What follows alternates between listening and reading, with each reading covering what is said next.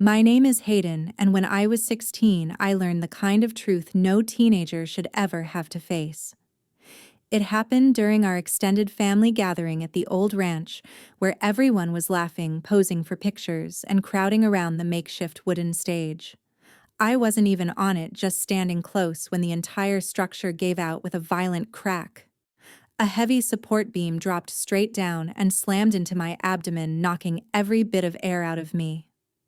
I remember collapsing, unable to breathe, with voices spinning around me as people panicked and yelled for help. By the time the ambulance arrived, I could barely keep my eyes open. At the hospital, doctors rushed me toward emergency care, saying I had a ruptured abdomen and needed surgery immediately. Someone asked who my guardian was. A nurse dialed my mother's number. I was fading in and out, but I heard her voice clearly. She sounded annoyed, calm, completely unmoved. "I'm at a spa," she said. "If she doesn't make it, just text me." That moment cut deeper than the injury itself.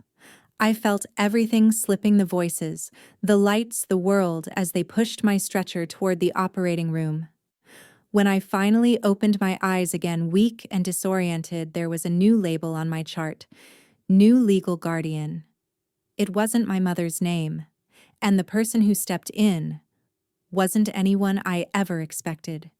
If you've ever been abandoned at the moment you needed someone the most, stay with me. This story only gets more unbelievable from here. Before I tell you who stepped in when my own mother walked away, make sure to subscribe and hit the notification bell so you don't miss the rest of this story. And comment below where you're watching from. I love seeing our community from all over the world. I remember the years before the accident with a clarity that still stings. My childhood shifted the moment my father passed away. I was too young to fully understand what death meant, but I understood the way the house changed afterward. Patricia. My mother used to be strict, but predictable. After losing him, something in her hardened. She became colder, easily irritated, and obsessed with maintaining appearances for the outside world. Inside the house, though, she treated me like a burden she never asked for. My sister Marina was the opposite story. Patricia praised her for everything: her looks, her grades, even the way she breathed. She grew up cushioned by attention spared from responsibility and handed whatever she wanted without question.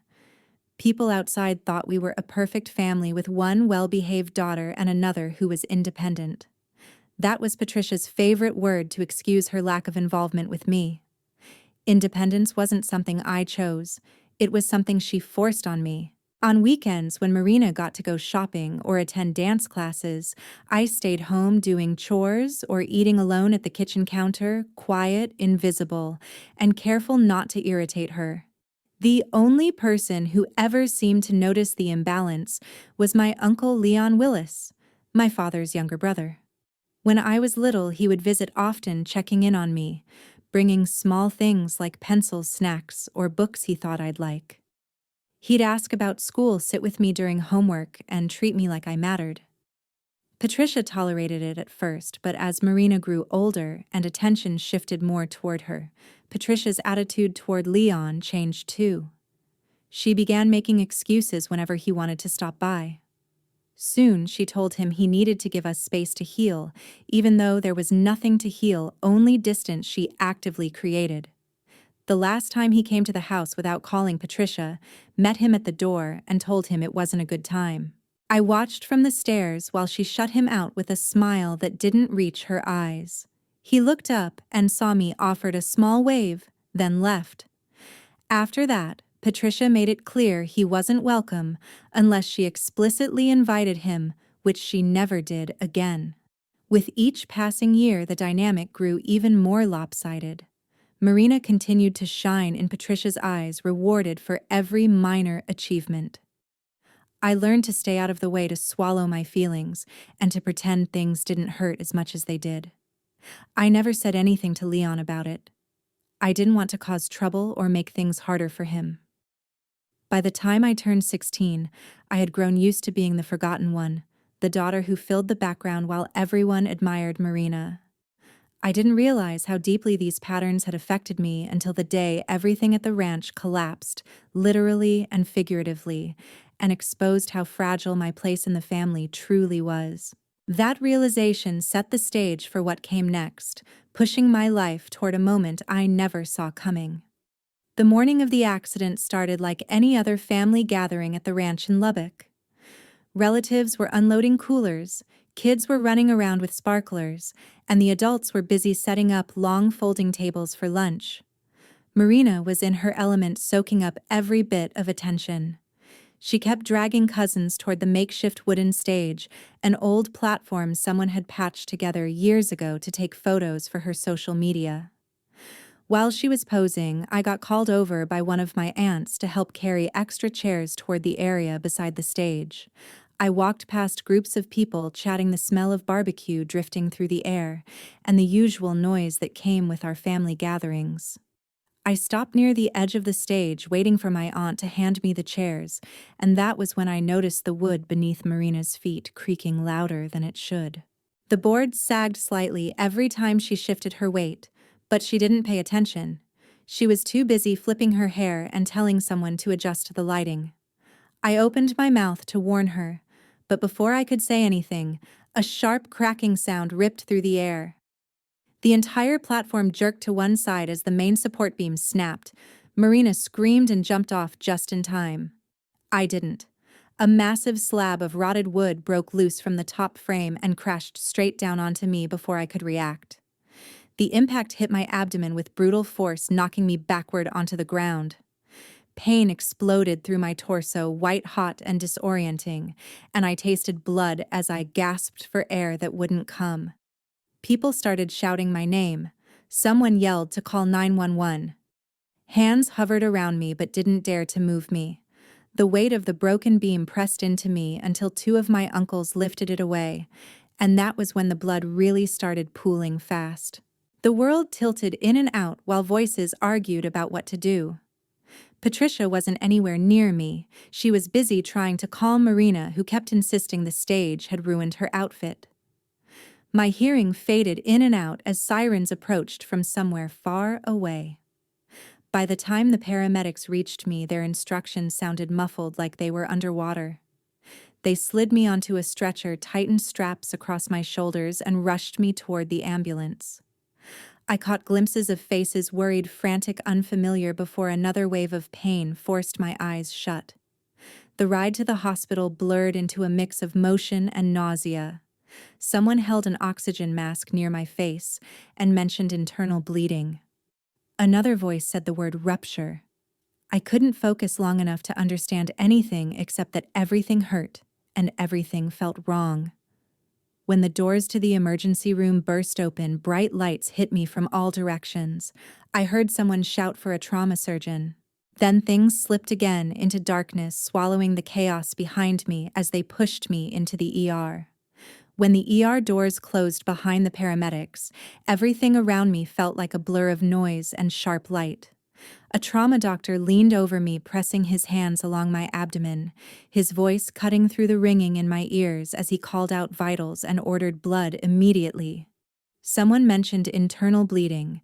Another said my pressure was dropping too fast, and the doctor repeated that surgery couldn't wait. They rolled me under brighter lights, slipping monitors onto my chest, while a nurse flipped through my intake file to confirm the emergency contacts. I heard her say Patricia's name before she dialed, her voice steady at first, but growing tense as she stepped aside to hear the call. Even in my fog, I caught fragments of the spa soundtrack through the speaker, soft ambient music water, trickling the faint hum of machines. The nurse tried to speak clearly, explaining that I had a ruptured abdomen, that I needed immediate authorization for surgery because of the severity of the bleed. She barely finished before Patricia cut her off. "I'm busy. If she doesn't make it, just text me," she said, her tone flat, not even rising above irritation. Marina's voice came faintly in the background, followed by a short laugh, like the whole thing was an inconvenience. The nurse froze the phone still in her hand. "Ma'am." "She might not survive without intervention," she insisted, but Patricia hung up. The nurse stared at the screen for a moment, stunned, then turned to the doctor and repeated the words she'd just heard. His disbelief showed immediately. "She refused?" he asked, as if he needed to confirm something that impossible. When the nurse nodded, he swore under his breath and started calling for an emergency override, requesting the hospital's protocol for minors whose guardians won't authorize life-saving treatment. My vision dimmed and brightened with each wave of pain, but I could still hear the urgency in their voices. Someone mentioned contacting CPS. Another said they needed a temporary authorization until the legal team arrived. A cold mask settled onto my face as they pushed oxygen harder, and I fought to stay awake long enough to understand what was happening. But the room swayed, blending the ceiling lights into streaks, while the staff moved quickly around me. The nurse leaned close, her voice soft but trembling, telling me to keep my eyes open if I could. I tried. I really did. But the pain kept rising, spreading through my abdomen like fire. I caught one last sentence before the world slipped again. "She's losing consciousness." Everything inside me felt hollow and heavy at once, and the sounds of the ER faded until only my heartbeat remained slow and distant. The hospital staff scrambled to stabilize me, preparing the operating room, while legal personnel rushed to enact emergency measures. I didn't know any of that in the moment. All I knew was that I was alone on that table, aware enough to register that my own mother chose a spa appointment over signing a paper that could save my life, and too weak to do anything except let the darkness take over. And as it closed in, I couldn't help wondering if anyone else in my family cared enough to show up when she didn't. That question would be answered sooner than I ever imagined. At that same moment, miles away from the hospital, Leon Willis was under the hood of an old pickup truck in his garage, wiping grease from his hands while the radio hummed in the background. He didn't check his phone often while working, but the screen lit up with a call from a number he didn't recognize.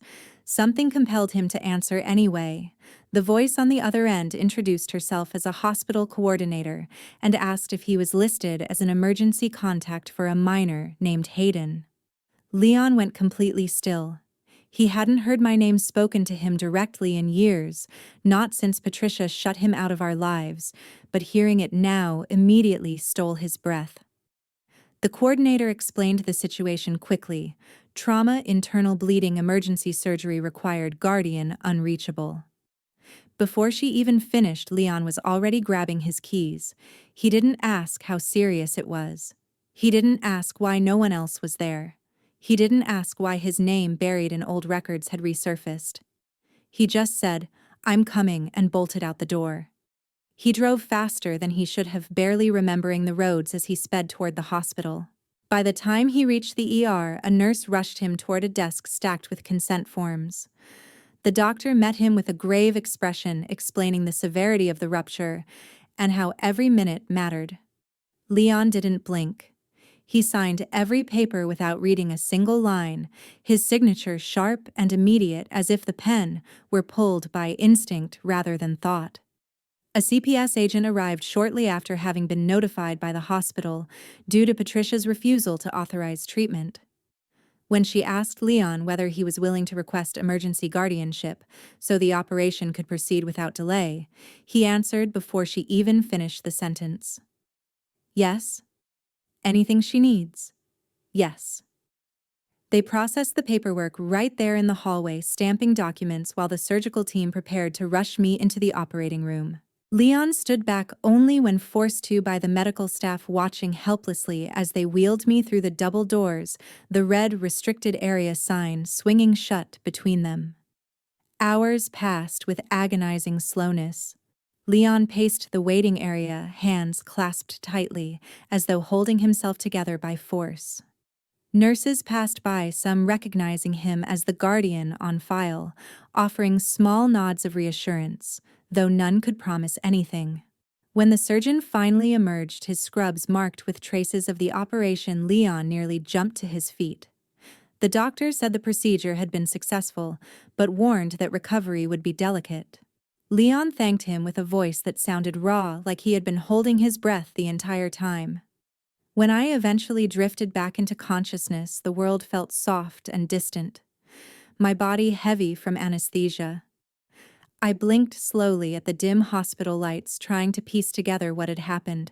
My gaze shifted to the whiteboard mounted next to my bed, the one listing medications, nurse names, and guardian information. Under the word guardian, written in clear block letters, was a name I hadn't seen connected to me in years: Leon Willis. For a moment, I thought I was still dreaming. My chest tightened, not from the stitches, but from the flood of emotions that hit me all at once: confusion, disbelief, relief that felt almost painful. Of all the people who could have shown up, the one person my mother had pushed away, the one she insisted did not belong in my life, was the one who came running when I was slipping away. In that quiet room with machines beeping softly around me, I understood something with a clarity I had never had before. The person who saved me wasn't the one who raised me. It was the one who never stopped caring, even when he wasn't allowed to show it. The next morning, while I was still recovering in my hospital bed, a CPS investigator arrived to speak with me.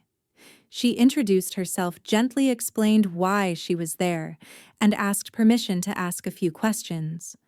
Her tone was careful, not pitying, not condescending, just steady. She asked what I remembered, what I heard on the phone call, whether my mother had shown up at any point, and whether this kind of neglect had happened before. Each answer felt like peeling back a layer I had kept tightly shut for years. When she finished, she nodded with a kind of solemn certainty, writing one final note on her tablet. Medical neglect confirmed. From that moment, everything around Patricia began to unravel. CPS initiated an emergency report recommending a temporary guardianship hearing. A notice was sent to my mother the same afternoon. According to the agent, Patricia didn't respond for hours, not until she realized the case carried legal consequences. And when she finally did call the department back, it wasn't to ask how I was doing. It was to demand why she was being bothered about something so minor. Meanwhile, fallout was erupting in places she didn't expect. Word of the accident had already reached Marina's school, but what spread even faster was the detail that she had laughed when I collapsed. Several parents who had been at the gathering filed complaints stating that her behavior was disturbing and socially inappropriate. The school launched a conduct review, and within days, Marina was pulled into the counselor's office. By the end of the week, she had lost her spot on multiple extracurricular teams, and friends who once clung to her drifted away, embarrassed to be associated with her. Patricia had her own storm to face. CPS's preliminary investigation expanded beyond just the hospital incident. They reviewed years of financial behavior, household records, and my school history.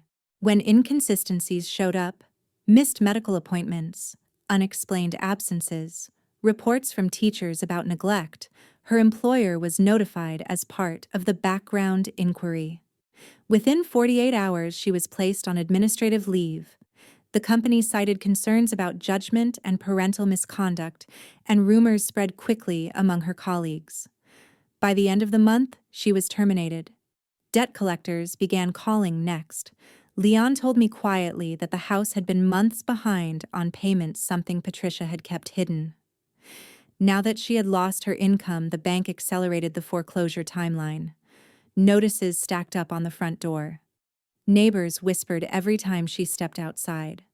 For a woman who had built her identity on control and appearances, watching everything slip from her hands felt like a cruel mirror of what she had done to me. Marina didn't handle the shift well either. She confronted classmates who avoided her, insisting none of it was her fault. She blamed the parents who reported her to school for being dramatic, and eventually she blamed me, even though I hadn't said a word about her behavior to anyone. She sent messages demanding that I fix the rumors, then messages accusing me of ruining her life, then long, chaotic texts switching between insults and pleas. Through all of this, Leon kept a steady presence at the hospital. He helped me sit upright for the first time, adjusted pillows, talked to doctors, and made sure I was never alone for more than a few minutes. My recovery was slow but unmistakable. Each day I felt a little stronger, a little more grounded, as if my body finally recognized it was somewhere safe. The contrast between the two worlds, the chaos consuming Patricia and Marina, and the quiet stability around me, became impossible to ignore. For the first time in my life, the consequences weren't falling on me. They were falling exactly where they belonged. The first few days after leaving the hospital felt surreal. Leon helped me into his truck with the same quiet care he had shown since the moment he signed those papers. I followed him home, his home still stiff and tender, but aware that every mile we drove was taking me farther from the chaos I had grown up in. The moment we walked through his front door, he handed me my own set of keys, not with a speech or a sentimental gesture, but with a simple, steady confidence that told me I belonged there. My recovery settled into a rhythm almost immediately. Every morning, Leon woke me up with a gentle knock before driving me to physical therapy. He waited through each session, sitting in the corner with his work gloves sticking out of his back pocket, nodding encouragement when I pushed myself through the hardest exercises. When I winced or faltered, he didn't rush to hover or panic. He just said, "You're doing good, kid. One step at a time." And somehow that made everything feel possible. At home, he set up a small space in the garage for me to stretch and practice walking. He kept the area spotless, clearing tools and sweeping dust, as if the concrete floor itself needed to be safe for me. Sometimes he'd work on a customer's engine while I did my exercises, humming along to an old radio station. It was the kind of simple coexistence I had never experienced, quiet, steady, predictable, in the best way. Weekends slowly became my favorite part of the routine. Leon never planned anything elaborate, he just lived in a way that made room for me. We walked the trail by the lake behind his neighborhood, stopping when I needed rest. He'd skip stones across the water, showing me how to flick my wrist so the pebble would bounce more than once. Other days, he brought me into the garage and taught me how to recognize tools, how to clean spark plugs, how engines breathe in their own mechanical way.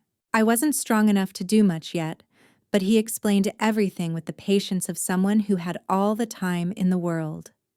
On one quiet afternoon, he took me fishing at a small dock near the outskirts of town. We didn't catch anything worth keeping, but it didn't matter. It was the calm, the kind that seeped into my bones, that felt like the real miracle. I realized then how foreign peace had been to me. No yelling, no criticism, no walking on eggshells, just safety, just warmth, just family, real family, not because of blood but because of choice. And every night as I settled into the guest room he insisted on fixing up for me, I felt the same thought rising, steady and undeniable. I didn't want to go back. Not to Patricia's house, not to the old version of my life.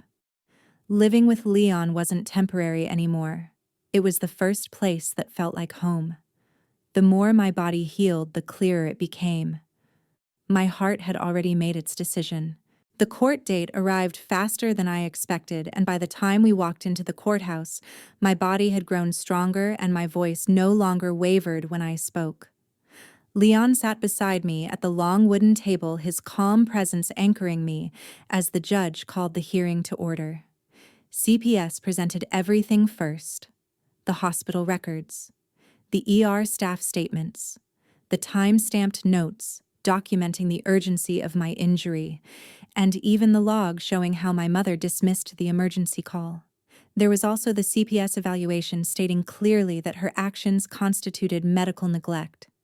Each piece of evidence felt like a weight lifted off me, proof that everything I had endured wasn't imagined or exaggerated, but real and documented.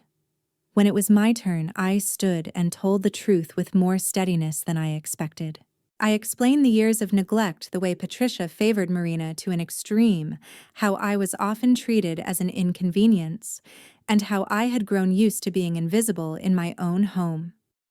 I described the moment the wooden stage collapsed, the pain shooting through my abdomen and the terror of hearing my mother's voice telling the nurse she was too busy at a spa to sign anything.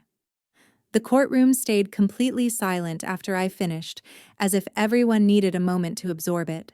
Patricia tried to defend herself, insisting she didn't understand how serious it was, but her excuses collapsed under the judge's questions. Marina attempted to shift attention away from herself, claiming she wasn't even near Hayden, but the school's incident report and the complaints from other parents exposed her behavior clearly enough. There was nothing left for them to hide behind. After a brief pause, the judge delivered his ruling. Patricia was permanently stripped of all parental rights. The courtroom reacted with a mix of shock and understanding, but all I felt was a quiet release, like someone had finally opened a window in a suffocating room. The judge then turned to Leon and officially appointed him as my legal guardian until I turned 18. Leon only nodded once firmly, as if this had never been a question for him. The aftermath for Patricia and Marina unfolded quickly. Patricia faced disciplinary action at work after her neglect record surfaced, and the financial audit initiated by CPS put her in even deeper trouble. Marina's scholarship was revoked after her unethical conduct report reached the school board, and she was placed on academic suspension. Their lives unraveled, but I watched from a distance with no bitterness, only clarity. When we stepped out of the courthouse, Leon asked if I was okay, and for the first time in a long time, I could truthfully say yes. Right there on the courthouse steps, I said the words that had been waiting inside me. I was cutting ties with Patricia and Marina completely. Not out of hatred, but out of self-preservation. I was choosing the person who showed up, who signed the papers that saved my life, who stayed. In the weeks that followed, life with Leon settled into a calm rhythm. Healing wasn't instant, but it was real. I learned something I wish someone had told me years earlier. Family isn't defined by blood, but by loyalty, consistency, and love. Family is whoever refuses to leave you behind. And for the first time in my life, I had that. Thank you for listening to my story all the way through. If it moved you or you want more stories like this, please like, share, subscribe, and leave a comment. I truly appreciate every one of you.